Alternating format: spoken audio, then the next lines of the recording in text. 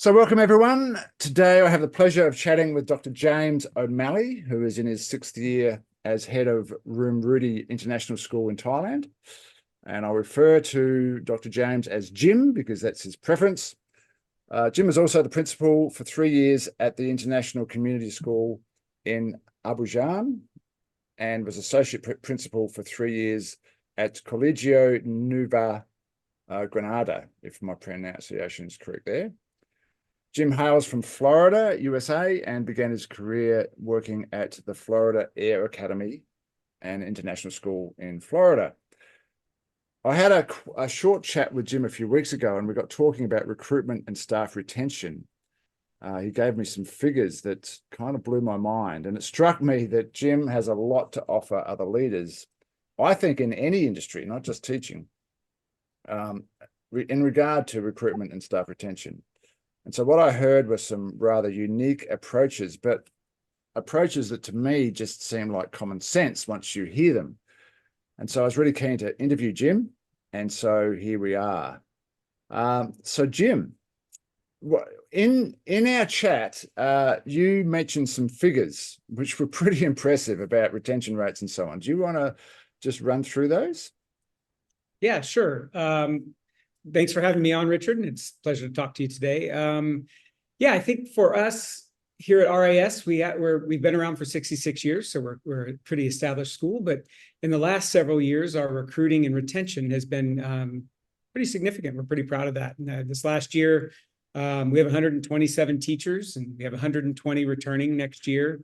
Of those 7 that aren't returning, 1 hit retirement age and 2 were non-renewed. So of 127 teachers, only 4 chose not to come back next year. And the last 2 years prior to that, at our contract date, November 1st, we've only had 8 and 11 teachers non-renew their contracts over the last 2 years. So, probably around a 90% retention rate, during that time frame, not counting a couple of our retirees. So pretty impressive piece to that. Part of that's, living in Thailand and being in an established school that has a great community certainly helps with that. But I also think that our recruiting and retention strategies also contribute to that. Well, I mean, I deal with international schools a lot, and it's a fairly common story that there's a high staff turnover, even in the international scene. And partly that might be because international teachers love to move around. Yeah. So you're obviously doing something that's a little different. And I'll just read this quote that you sent me. I got this off a PowerPoint that you sent me. You can have a modern, beautiful campus, an established curriculum, and the best technology, but none of that matters if you don't have great teachers in the classroom, which is an obvious thing to say, but it's worth saying, isn't it? Yeah, I think as a school leader, obviously keeping students safe is the most important thing you do on campus. Yeah. But outside of that, I really feel like recruiting is probably the next most important thing that you do. No spoilers, but you started talking about your recruitment process, and in particular, the thing that happens in your first meeting. So can you just share that with anyone who's watching? Because I thought this was genius. Yeah, and I have to give credit to Dr. Eric Habeger at CNG in Bogota, because when I went out to my first interviews for international schools, I hadn't actually interviewed for an admin position or any of that in quite a while. I worked at the school I graduated at for 14 years. I didn't have to interview for that job, and so it was really 14 years into my career, my first really realm in the interview business, and I was trying to prepare and think of all the question, how you're going to answer every question. You think through all of that stuff. And I sat down in the awkward hotel room at the job fair in the San Francisco job fair for search associates. And Eric came in and said, "Hey, I know a lot about you. I look at your references. I can see your profile, but you don't know much about me. So you have a half an hour to ask me anything you want to ask." And of course you're like, whoa, okay, now what does he want me to ask? And so I was always intrigued by that, and working with him and recruiting with him a bit, it's what I based my process on. And I think I actually screen every candidate first, which is backwards, I think, for most people as a head of school, super time consuming. But I interview each candidate first for about an hour, and I don't ask any questions. I started off by saying that I can see your references, I can see your profile, I know where you've been, I see what people say about you, but you may not know anything about us, Thailand, our leadership. And I flip it around, and it can stump people a little bit, but it does a couple of things. For me, it allows you to see what's important to that candidate. Yeah. So if a candidate's on the line and starts asking about how close you are to the airport and how easy is it to travel to the beaches, and all of the how much money am I going to make, and they don't talk at all about what's your program like, what's the collaboration at your school like, how are your students. It gives you an idea of what's important to that teacher. And so it does that, but it really has a huge impact on your candidates. And so what happens is inevitably, go ahead, I'm sorry. Can you give us a couple of examples of, because this must, with some people, it must really take them back. It does. You can kind of see the wheels turning a bit. It also lets you see who's prepared and who's really interested in your school, because some teachers will have a list of questions asked. They've been on your website. They reference your mission, your vision, right, the different programs you have. And so you can kind of see, it gives you an idea of what's important to that teacher and how invested they are in your school. And what inevitably happens at the end of that process, at least every other time I have a conversation, if not 2 out of 3, they thank me. They're like, thank you for giving me the opportunity to ask questions. I've never experienced this in an interview. And it does a couple of things. Number one, it lets you know what's important to that candidate, and if that fits what you're looking for in a teacher. But it also gives that teacher an opportunity to ask all the questions that are on their mind, because I let them know it doesn't have to be about the job. It doesn't have to be about teaching strategies. It can be about, how do the ATMs work? Or what's your healthcare system like? Or I have a 2-year-old kid. If school starts at this time, is there nannies? And so they walk away from that conversation thinking, well, they kind of care about their teachers, because they didn't get me in a room and ask me a list of questions. They wanted me to know, and I kind of share. It's important for me to find the perfect fit for my school, but it's equally important that we're the perfect fit for you. Yeah. And so in that, as I've hired people, so many teachers that have ended up coming, when they get here, they're like, that process was different than I've ever had. And then, once I get through that first round, we have other rounds that we go through, and share more about that as we go. But that first conversation is quite impactful for people when you give them the opportunity to do that. Well, now, as I think about that, if you're asking all the questions, then it's kind of this dance, isn't it? And they sort of kind of know what you're hoping to get from them. So is it really the truth? And it's kind of, I think, more perhaps one-dimensional if the interviewer is asking all the questions, whereas when you throw that around the other way, I suspect it's much more open, and I guess, like you say, it gives you insights that you wouldn't otherwise gain. Well, and it's a conversation. So we end up talking about all kinds of different things, from favorite college football teams to, I worked with this person that worked with you at this school, and it just it gives those candidates kind of, they can exhale a little bit and feel like there's a personal touch to that piece, where sometimes you get in the interview process and it's just all about asking the questions, and it's not that. You feel it allows you to gain a sense of the person more than if you were just asking all the questions. It does. And it also, I think, what the snapshot that it gives the candidates is really important about the school. And if you want me to get into, I have that first round of conversations, and basically what I say is, at the end of this conversation, if you still feel like this school is the good fit for you, you let me know, and we'll start with the next process.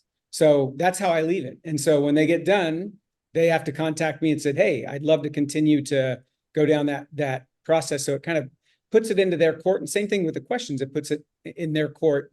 It's just interesting. It's always interesting to see the reaction. And then inevitably there's a conversation about this conversation at the end of it. It's like, this has never happened to me, or I've never had this experience. And it was really nice. I appreciate the conversation. And I'm surprised that my first interaction's the head of school, and we just you didn't have any questions. Sometimes they're like, do you have any questions for me? And I'm like, I don't. if we feel like this fits later on, we'll have those questions. Yep. But right now it's just more about answering anything that's on your mind about coming to our school. I mean, what comes to my mind is there's no reason why any recruiter wouldn't do this in any industry, don't you think? I do. And it falls into retention, which, like you said, fits everybody. You hire somebody, you want them to stick around for a bit, hopefully. And it just goes into the retention piece because it starts off with the care. And then we follow that up with our onboarding and different things that we do. But throughout that process, it's just investing in your teachers and showing that you really care about them, because teaching's hard work. So can we just quickly go through the next phase of your recruiting process? Because then I want to get into the retention, because I think there's some really interesting aspects to that. So you have a 4-stage interview process, is that right? 3, it can be more depending on the process, but I have the initial conversation, and then from there we have a traditional interview with principal. And sometimes the principal brings in a curriculum coordinator or assistant principal, whoever's on the hiring team. And we use Dr. James Strong hiring protocol. So we have a protocol of questions. So there's consistency when we're comparing candidates. We can look at the answers. And then that's more of a question and answer piece where we're asking them about, instructional strategies, collaboration, and assessment strategies, and different things like that. So that gives both the candidate an idea of what we value in the classroom and as a teacher here on campus. And it gives us the opportunity to then get examples of how they teach and what they do with their colleagues and those kind of things. So when you say principal, you're the head of school, and then there's so you bring in the other, like the principal. I have a secondary principal and an elementary principal. And so depending on what section they're going to work in, they'll meet with the principal. Fantastic. Then the third round is with the head of department and a teacher or two. And I tell them in the first conversation, I say, recruiting is the most important thing that I do here outside of keeping kids safe. And here's our process, and here's why we have our process. It gives candidates 3 different layers of feedback about the school. And so the third interview is with the head of school and a couple of teachers. And so I tell them up front, this is going to be your opportunity to maybe talk to teachers and say, okay, I've talked to the head, I've talked to the principal, they've all said this, but as a teacher, what really happens? What's the support really like? What happens with behavior issues? What happens with, what's the collaboration really like? And so a candidate walks away from our interview process with the opportunity to ask anything that's on their mind about a move. Then they get to see what's really important for us from an educational standpoint and a teaching standpoint in the job. And then they get to ask questions of potential future colleagues. And so they have 3 different layers of input to go back and decide on, as opposed to interviewing with somebody and going through a list of questions and then that's kind of it. And then we have an incredible community here as well. And so part of that is that shines through from multiple layers as well. And hopefully people walk away from that with, hey, those are some people I'd really like to go work with. Is there anything else you wanted to say about the recruiting process? Because as I said, I really want to get into this retention piece. Okay, so I think the other thing that I would like to talk about with that recruitment process is I'm very transparent. And so being transparent, and then also I offer up, when we hang up, if there's anything you forgot to ask, email me. I can hop back on a Zoom, or I can answer any questions via email, make sure it's very open. And I say to them, look, if we go forward with this process and you're the successful candidate, I want you to know as much as you can over a few Zooms what you'd be saying yes to. I don't want surprises when you get here. And in that, I share our warts. So if I have a candidate, like I was just interviewing a candidate for science that asked about our sustainability and how we do that on campus. And I was like, we're not very good at it. We have plastic everywhere. We still have plastic bottles in our canteen. I need somebody to come in and take that on to really make a difference. And where I could have said, oh, we have recyclable trash bins, and we have a couple of clubs that have things that they try to do on occasion where we support. And so I think when you share some of your warts, or when somebody asks you, how do you do this, and you don't do it very well, sometimes when you say that, candidates look at you as quite like they're being pretty honest and transparent. Like, he just told me they stink at that. And there's something impressive about someone being transparent. Yeah, and those things have a really big impact on candidates. That's great. I think there's a lot of takeaways there that are easy, simple takeaways for anyone who is interviewing. So I'd like to get into the retention piece. You mentioned some things that kind of blew my head off. Now, I know you're in Thailand, so not everyone listening to this is going to be in an international school, but I think there are still relatable tips in what you're about to say. So if I've won the gig and I'm flying into Thailand, what's my first week look like? Which is obviously before school starts. Yeah, well, there's a couple of things. We invest very, very significantly in our onboarding process. And when I say invest, I just really mean time. And so as soon as we hire our batch of teachers, and we work hard to get them hired as early as we can, my assistant Debbie out here, we have a Google Classroom with a huge amount of resources, from doctors' offices to just anything that you can imagine that would be on teachers' minds. We have a resource. We have a classified section where outgoing teachers or current teachers can put sales up. So teachers that are coming in can look through other teachers' stuff to see what they want. And they also can take. So sorry, by sales, if anyone missed that, we're talking about sales of refrigerators and toasters and cars and golf carts and all that sort of stuff, which wouldn't be in people's heads if they're in a domestic market. But when you're going internationally, you're not flying with your lounge room, are you? So you need to buy it on site, right? And then there's all the steps of the process, from getting your visa to your flights and all that kind of stuff. And so we really blast our incoming teachers with as many resources as they can. And then when they get here, I get here a week early, and my principals and assistant principals and my director of student support gets here a week early. And I greet every one of our new teachers at the airport. We try to get them in the same day, and it costs me a full day, but I'm the first person that they see, usually with their principal. And we greet them and either ride back to the school in the van, or if I have more people coming in, we have people to go back in the van, and we put them up on our campus. We have a boarding facility. We used to do a hotel. You know, most schools do one of those kind of things.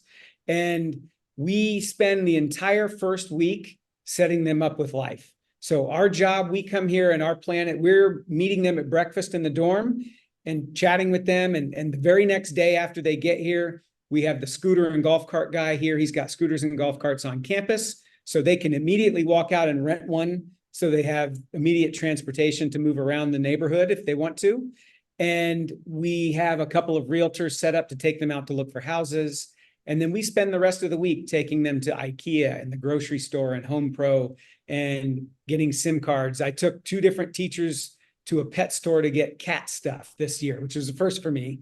But so that whole first week, it's not about work. It's about setting them up, because if teachers get here and their house and their transportation and their groceries and their how to do those things are kind of settled in their mind, they're not stressing over those things. Yes. Then they're able to kind of shift a little bit more towards a work mindset and not have to worry about home that much. Houses here come furnished, so they can literally get here on Monday, and sometimes by Tuesday afternoon, they're in their new house. And so that's different. Some people don't have that same ability to do that in schools, but we take a week to invest. And it also does a couple of things. It enables those teachers to have basically 6 or 7 days with their admin team in a one-on-one, having a conversation around lunch.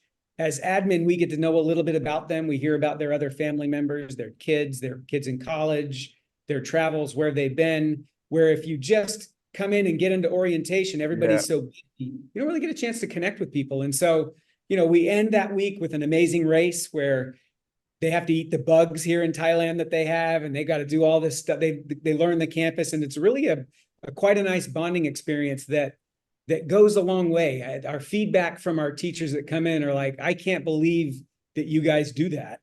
That my head of school and principal are at the airport with me, and then are taking me to grocery shopping and different things like that. It creates a bond that you wouldn't get otherwise. Yeah.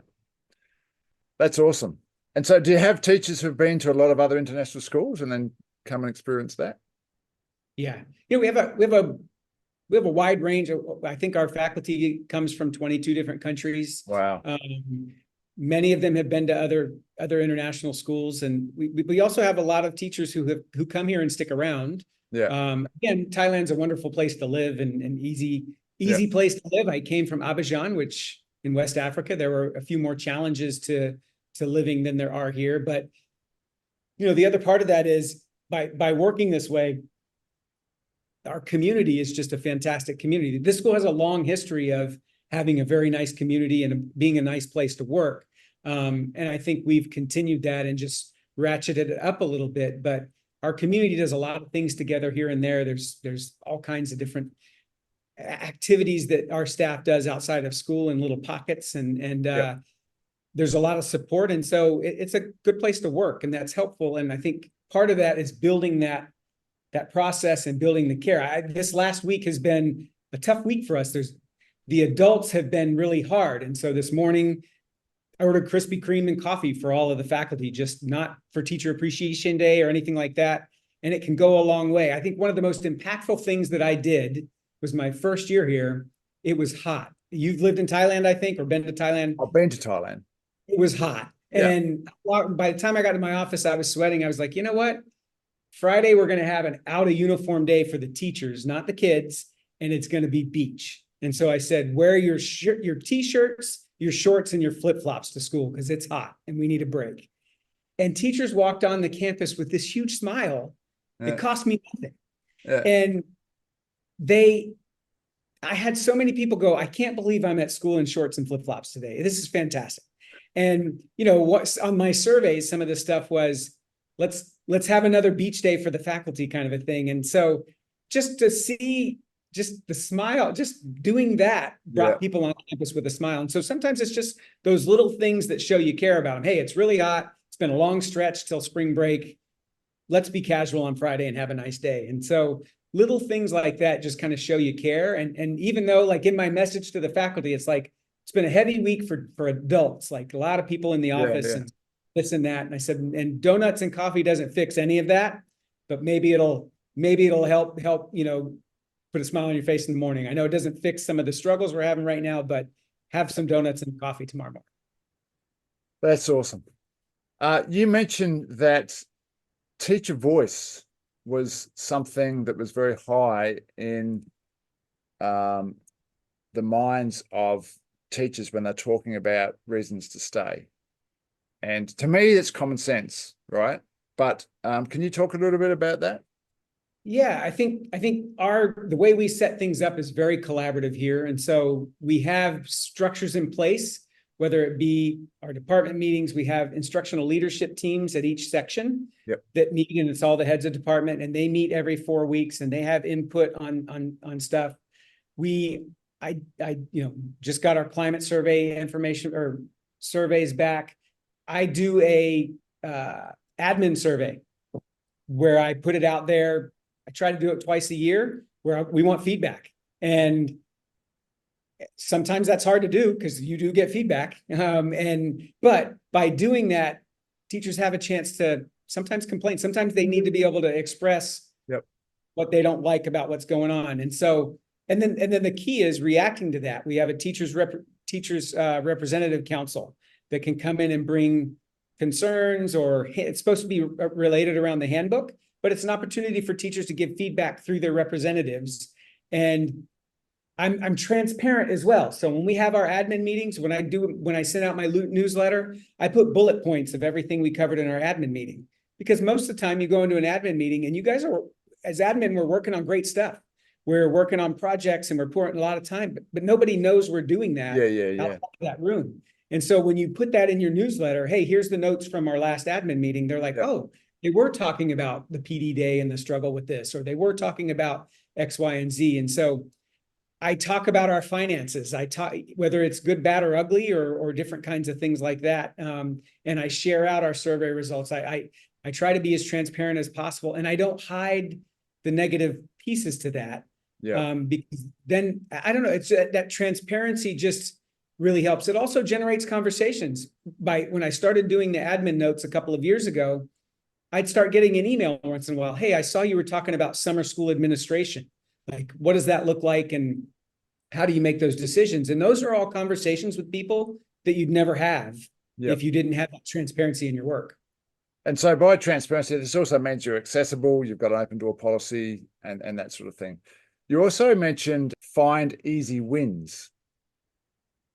Can you talk a little bit about that? It's about just going above and beyond, and easy wins. Like I talked about the out of dress code day for the teachers. Who'd have thought? I mean, I did it. I didn't think it would be that big. I was just surprised by how many people still talk about it. Like I'm going to do one maybe in another week or two, since, just as that stretch before spring break is long. And so when you can shake it up a little bit, you do that.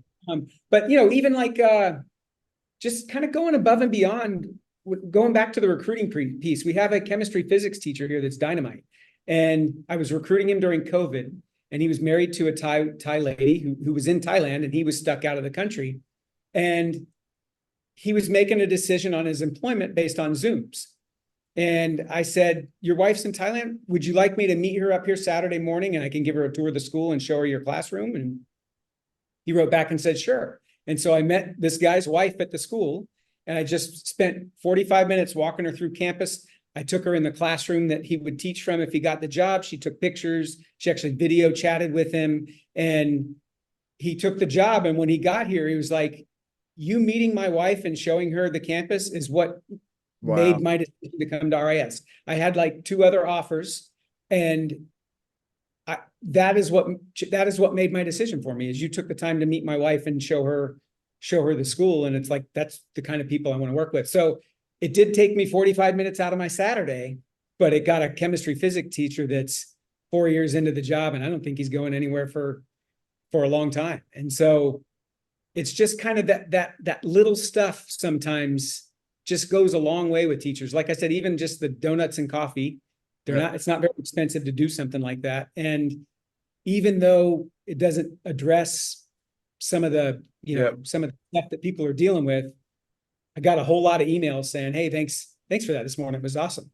And so just trying to find easy stuff. It doesn't have to be spending a lot of money. It doesn't have to be spending a lot of time. Every once in a while, cancel a faculty meeting and say, you know what, do something that you need this week.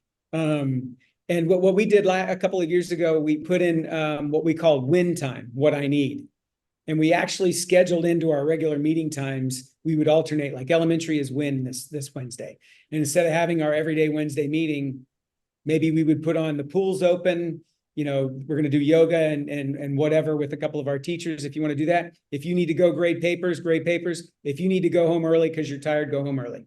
And you just do a couple of those things, and teachers feel like, they do care about us. Because, a lot of times with admin, it becomes us and them. And I'm married to a teacher, so she'll often tell me all the things that I don't remember as being a teacher in admin and those kind of things. But when you can find the easy wins, find things that don't cost you anything, that even if it's, you have an hour faculty meeting and you get through the things you need to get through a half an hour and say, you know what, we're only going a half hour today. Have a good rest of your afternoon. Just those guys. Another thing that we did, in one of our big meetings to start the year, I don't know if you've seen the rock, paper, scissor tournament. Yeah. You have a whole bunch of people together and you find a partner, and whoever wins, the losers have to cheer on the winner.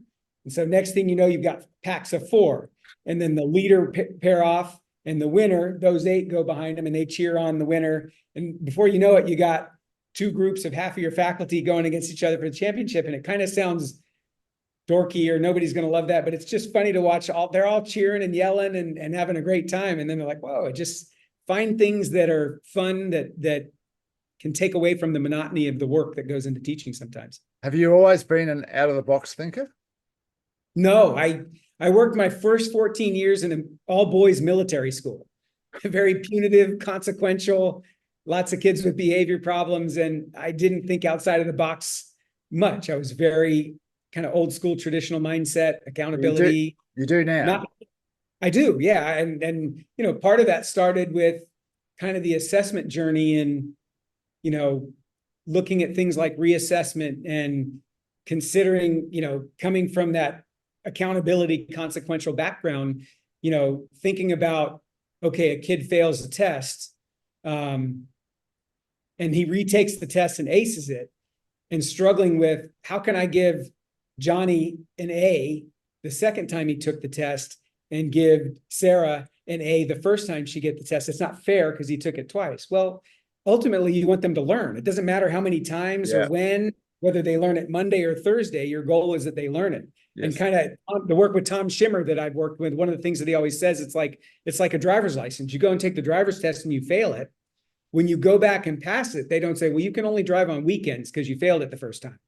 No, you passed it and you can now drive. Yeah, exactly. And so working with Tom Schimmer actually kind of shifted my mindset a bit to be a little bit more out of the box, maybe progressive thinking. I still have those traditional things that tug at me on some stuff, but thinking through that kind of stuff is interesting. What's part of that stepping in the shoes of others, but like part of the process of becoming a bit more left of field, or like just trying things, think, oh, this, it comes down to find easy wins. Oh, let's do this. Is it sort of, do you sort of step into other people's shoes more than you used to, do you think? Maybe that we're talking about the same thing. I think more of just the collaboration mindset. And so, oftentimes the way we do things here, there's lots of people at the table and lots of voices. And I think the most important thing I've ever learned as a leader is to listen. And it helps you so much when you just listen to people. And so even yesterday, we've been working on this project with Kevin Bartlett on building belonging. And we're looking at a whole different variety of things at our school and defining our philosophy. And yesterday, my group of 6 was working on recruitment for diversity, which is my baby. Like, I love recruiting. That's what we're talking about today. Yep. And we sat down and spoke for an hour, and I found myself really quickly backing off of the conversation. And I actually said hardly anything, because I know what I think and I believe. I want to hear what the others bring to the table and other ideas. And it was interesting as I found myself doing that. It's like, it would have been really easy for me to kind of dominate that conversation, dominate the narrative of what we want to put on there. But then we were just going to get my view. And so it's been hard. Coming here is the most collaborative place I've ever worked. And there's challenges with that, because as an administrator, you want to make a decision and this is the decision we need to make. Yeah. But then you're like, well, here we go through our admin council, we go through our instructional leadership teams. And before I just make the decision, we need to do that. And almost every time we do that, I go in kind of frustrated with, we just need to go. I don't want to wait a week and a half until we meet before we can move forward. But inevitably, we have that conversation and somebody brings a perspective that I hadn't thought of. And you go into that decision going, wow, if I didn't have that conversation, I would have done this and it would have cost me that. Having that conversation helped me see that perspective. But long term, wouldn't this collaborative approach tie into your retention rates? Does, because people feel like because we're talking about teacher voice and transparency and communication and so on. So yeah, I think it does, because, well, and the funny thing is my survey results, we're just finishing, we're in the 3rd year of our 3-year action plan from WASC. Our 7 critical areas of follow-up are all derived from our self-study and our survey and our input from our community, teachers, parents, and students. But we did that survey 3.5 years ago. And so my survey results came back where about half of our teachers question the transparency of decision-making and their ability to contribute to our school-wide goals or whatever. And I saw that and I was like, I feel like I don't make any decisions. All of the decisions are coming from feedback. But then I got to thinking, I was like, well, we've hired new teachers over the 3 years that weren't part of the survey process.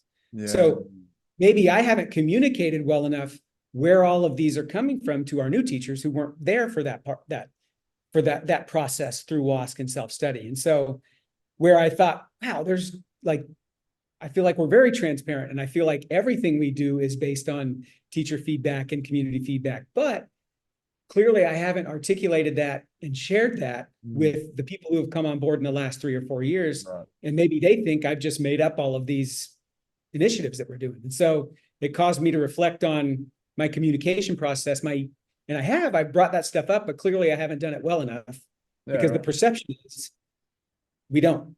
Yeah, right. So that's something I have to work on moving forward based on that feedback. But having opportunities to get feedback and being open about receiving critical feedback allows you to grow and address that. And then your teachers feel like, hey, I'm listened to. I complained about this and this happened. Or I might say, I hear you, but we're doing this because of that, and we can't do this because of that.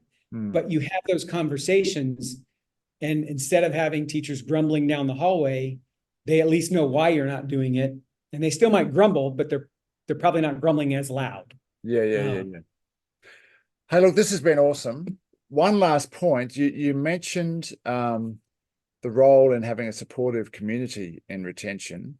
And I don't want to talk about this too much. I know it's really important though, but I just wonder how much you and your principals in the school help to influence the supportiveness of the community. And by community, I'm assuming you're talking parents, the wider school, the wider. Yes, I'm referring a little bit more to our teaching community for our teachers that come in. Our whole community does a very nice job. But from a teaching standpoint, we have a non-working spouse that runs a club called the Residents, RIS, the Residents.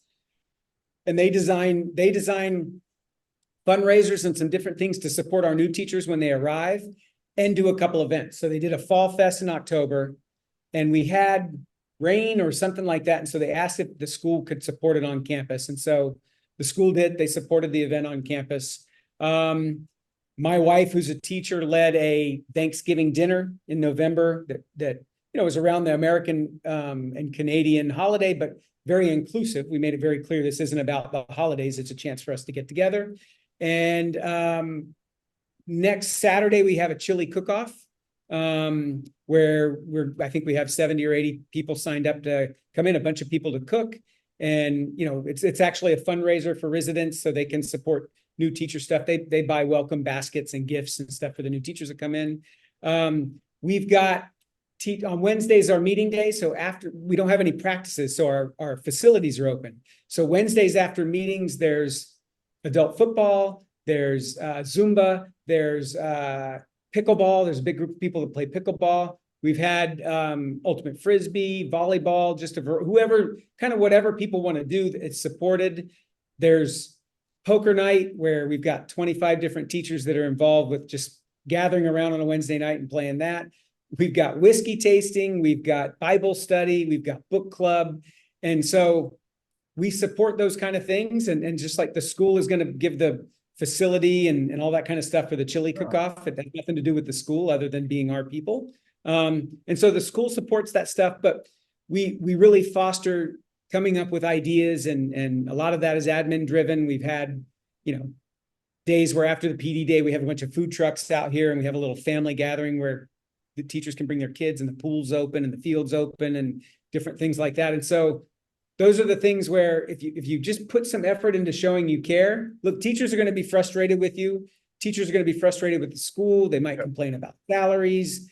They're going to complain about decisions that are made. I mean, that just goes with our business. You're never going to have 100% happiness. But if you make it a point to do things that show you care about your faculty, it goes a long way when it comes to retention, because people are happy by and large with their work. Jim, that's fantastic. I reckon there's a lot of information there, a lot of easy takeaways I'm hoping that people who watch this have an experience of, oh, wow, I wouldn't have thought of doing that, but that's a really good idea. Next time I will. But also on some of the bigger stuff, this building the community, I'm assuming that your staff most of them would feel a sense of belonging with this community, which may be easier to foster in an international school than a domestic one, because people are probably living a bit closer together. But regardless of that, I think that's obviously a noble pursuit. Yeah, I did my doctoral research on the principal-teacher relationship and its impact on retention. Right. I kind of got, the university owns that, so I ended up having to focus on West Africa. And what I found there is countries in conflict in West Africa. What I found there is teachers loved their administrators, but because it was conflict or political unrest, they left. So the relationship didn't keep them at their schools because of the nature of where they're at. And every school has a different challenge. Yeah. What helped me with that is, as I interviewed all of these teachers and talked about what keeps you at schools, what's important to you, it was really a reminder of me as I did that. I was like, gosh, I can't forget that. I can't lose sight of these are the things that are important to teachers. And if you don't address them, and if you don't provide opportunities for voice, and you don't provide opportunities for them to take a part of the learning at school and different things along those lines, then they're going to move on. They're going to find someone that fulfills that a bit, and you have a better chance of keeping them if you do that. And it has a direct impact on student learning. Fantastic. Hey, thanks, Jim. Yeah, as well, Richard. A wonderful chat. This will be if you're watching this now, it's obviously in an article and there's timestamps there. I'll probably release some snippets as well to try and entice people to watch the whole thing. It's not hard watching these. You don't watch them, you just listen to them. You're doing the dishes and it's like a podcast, that's the whole idea. But thank you so much for your insights and for your experience and your wisdom. And let's perhaps we'll chat again sometime. But thanks again. Thanks a lot. I appreciate talking with you today. Fantastic. Have a good one.